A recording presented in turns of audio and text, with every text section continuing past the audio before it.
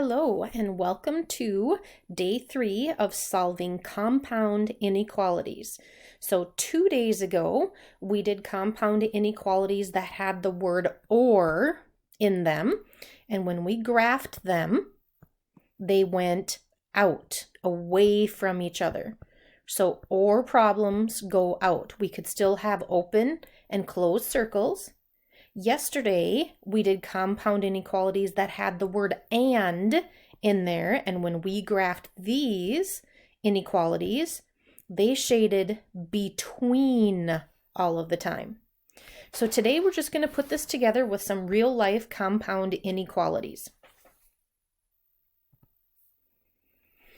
All right, so our first sample here says write a compound inequality. So as soon as I see compound, that means I'm going to have two of them. So it's either going to be an and problem or an or problem.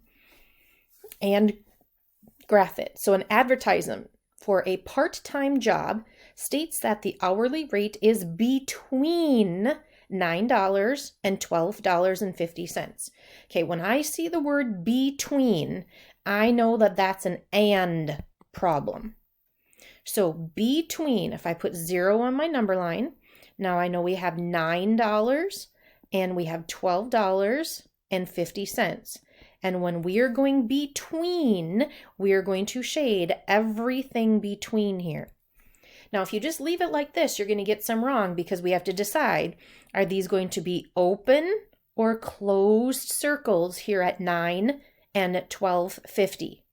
Okay, so inclusive, we are going to include them.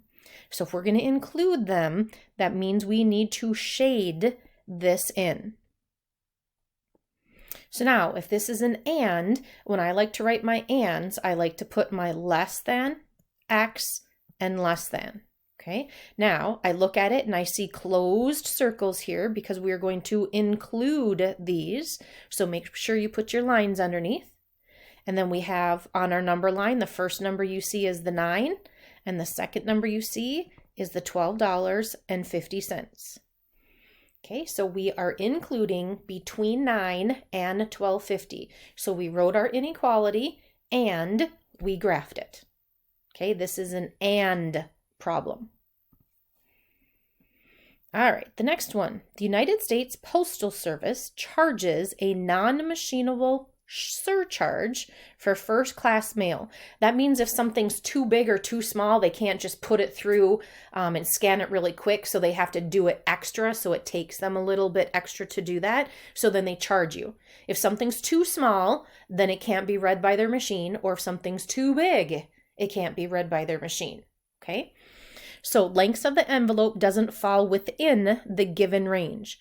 So Michelle ends up having to pay the surcharge because her envelope was less than 4.5 inches, less than, or more than. Okay, so I might know my numbers on here are going to be 4.5 inches or more than 8.75. Okay, if it's exactly 8.75, it works. Or if it's exactly 4.5, it works. But if it's less than, so we are not going to be including these numbers, and that's why I'm putting open circles there. So how do we say less than 4.5? Well, less than gets smaller, smaller, smaller, so that means I'm going to graph to the left. Okay, or more than 8.75, so more than gets bigger, bigger, bigger, and it goes this way. Okay, so here's my graph, but they also want me to write the compound inequalities. So remember, when we're writing compound inequalities, it works so much better if you just write your letter first and then your number. Okay, so if we write the letter first, when I make this arrow here, so as I draw this, and now I'm going to make my arrow, that arrow right there that I draw in, that is actually the symbol that goes in there. Okay, so that arrow and that symbol are going to be the same, and it's open, so I'm not putting that line between, and we know what's an or because they actually wrote the word or, so I'm going to put the word or in here. Okay, and the other one, write it so you write your letter first, and then your number, 8.75. If you do that, I guarantee you're going to get these right. So let's look at this. As I'm drawing this arrow, here we go, arrow, that symbol is what goes in here. Okay, so I do the exact same symbol. So bigger than. If you put the letter first, this will always work for you. If you try and do it different because you see the 4.5 and you write your number first, then it's not, it's backwards. So please, please, please write your letter first. All right, write the compound inequality for a professional boxer to be welterweight. They must weigh more than 140 pounds, but at most 147. All right, welterweight, that's a new word for me. But to be considered welterweight, so put your 0 on your number line. Okay, now we have 140, and we know we have 147. Well, when you're boxing, you're typically boxing people that weighs about the same. So it doesn't make sense for us to graph this going out, because then we're saying a 130-pound person could be boxing someone that's 165. Okay, that doesn't make sense. Usually they try to keep you within the same weight class. So we know that we are going to be shading between. Okay, so they must weigh more than 140. So you cannot weigh 140. You have to weigh more than. So we're going to leave this as an open circle, but at most 147. So you can weigh 147, which makes sense. If we kind of think about this, the next weight class is going to go from 147 pounds to something. So you can only include the 147 at one weight. So they include it here. So if we did 147, I don't know what it is, I'm making this up, to 152 and we graphed it, this 147 would be open and then it would be closed at 152. See, open means we're not going to include the 147. And over here, this closed here at 147 means we are going to include it. So in weight classes, they include the 147 in one weight, but not at the other. Okay, so now I think we still need to write our compound, okay? So because it's between like this, I know it's an and. And when I know it's an and, I automatically go like this, x, and put my less thans in there. I can put my 140 pounds in here, and my big one's 147. Now I need to check, do I need the line underneath here? Well, at 140, it's open, no line. At 147, it's closed, so I do need the line. So 140, no line. 147 needs the line because we are including it.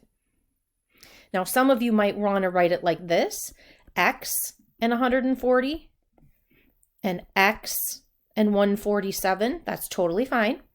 So from 140, where are we going? We are getting bigger, and then you're going to write the word and in here. And from 147, we're getting less than or equal to because it's colored in. So both of these ways are acceptable, but we're going to expect you to be able to write it for sure this way. Okay? So both ways are totally fine. All right, next sample problem here. Oh, we're going to be matching. So we got to really pay attention as to closed circles and open circles. All right, so red one. I'm going to go through the red. All right, this does not have the line underneath it there, so I cannot use this one for the first one. So this is definitely a no for the first one. Okay, no. Okay, now going to the next one. Okay, less than or equal to, okay, we're still doing the first one, less than or equal to -8. Yep, that's what it's doing. Or, yep, it's an or because it's going out. And is it greater than 0? So no line underneath, no line here. Yes. So this is for sure the first one. Okay, so now I'm going to go do the second one here. All right, so X is less than, okay, there's no line underneath. This one is colored in, so this is not it. Okay, now I'm going to go here, greater than or equal to, so it's colored in, that's what I want. X is bigger than 8, that's what I want. And, so we're shading between that, checks. And less than or equal to 0, so it's closed in and it's going smaller. So it looks like this must be the second one. All right, now let's look for the third one. Well, the one thing I guess I can kind of look at here is we're shading between.